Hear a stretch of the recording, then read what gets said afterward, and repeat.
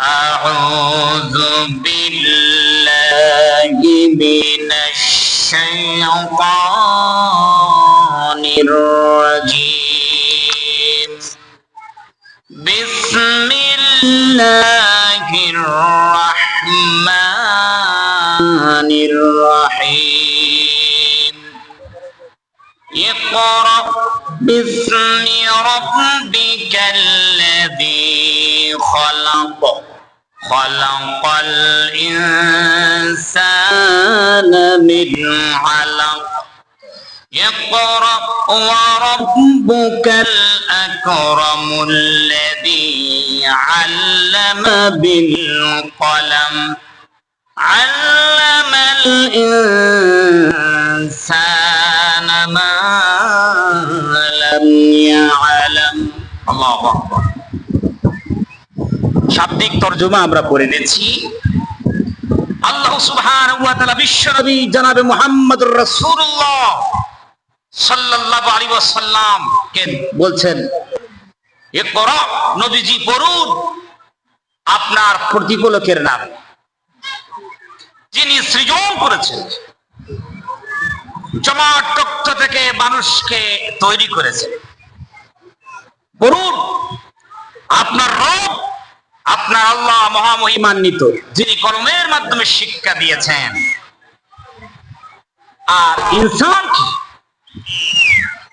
এমন শিক্ষা দিয়েছেন যা সে জানতো না। শাব্দিক তরজমা আমরা পড়ব। ভাইরা আমার, সর্বপ্রথম ওহী এসেছে বিশ্বনবী সাল্লাল্লাহু আলাইহি ওয়াসাল্লামের কাছে। আল্লাহ রাব্বুল আলামিনের পক্ষ থেকে সর্বপ্রথম এই 5টি আয়াত হযরতে জিবরিল আলাইহিস সালাতু ওয়াস সালামের মাধ্যমে বিশ্বনবী জনাবে মুহাম্মদুর রাসূলুল্লাহ সাল্লাল্লাহু আলাইহি ওয়াসাল্লামের উপর নাযিল হয়ে গেল। ইসলামের সূচনা 5টি আয়াত। লক্ষ্য করার বিষয় হলো, ইসলামের সূচনা যে আয়াত নাযিল হয়েছে, এই আয়াতে কোন রাজনীতির কথা বলা হলো না, সমাজনীতির কথা বলা হলো না, অর্থনীতির কথা বলা হয়নি, যুদ্ধ ক্ষমতা সম্পদের কথা বলা হয়নি। বরং এখানে আল্লাহ রাব্বুল আলামিন সর্বপ্রথম শিক্ষার কথা বলেছেন, জ্ঞানের কথা বলেছেন, পড়তে বলেছেন, শিখতে বলেছেন। ধরে কোন সুবহানাল্লাহ। বিশ্বনবী জনাবে মুহাম্মদুর রাসূলুল্লাহ সাল্লাল্লাহু আলাইহি ওয়াসাল্লামের মাধ্যমে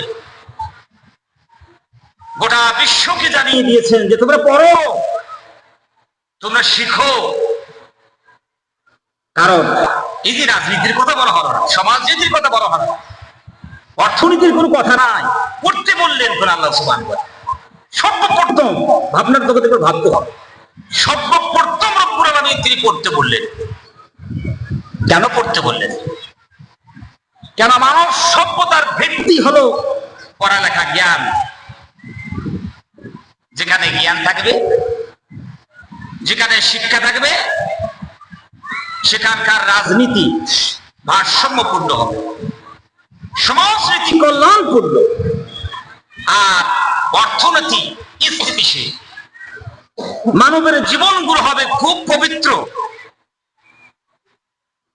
আর সমাজ মজবুত হবে যেখানে জ্ঞান থাকবে, শিক্ষা থাকবে। জ্ঞান আল্লাহ সুবহানাহু ওয়া তাআলার পক্ষ থেকে একটা নূর এসেছে আমাদের কাছে, একটা নূর, আলো, জ্যোতি। আল্লাহু আকবার। এই জ্ঞানের কথা আল্লাহ সুবহানাহু ওয়া তাআলা সর্বপ্রথম তিনি বলেছেন।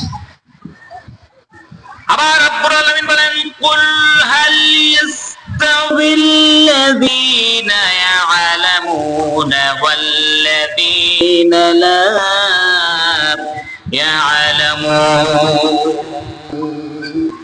নবীজি আপনি বলুন, যারা জানে আর যারা জানে না সমান হতে পারে? কখনোই তারা সমান হতে পারে না। তা আল্লাহ সুবহানাহু ওয়া তাআলা এই ওহী সর্বপ্রথম নাযিল করলেন নবী করিম সাল্লাল্লাহু আলাইহি ওয়াসাল্লামের উপর।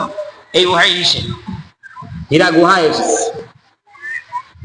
নবী করিম সাল্লাল্লাহু আলাইহি ওয়াসাল্লাম নবুয়ত প্রাপ্তির আগে একাকিত্ব পছন্দ করতেন।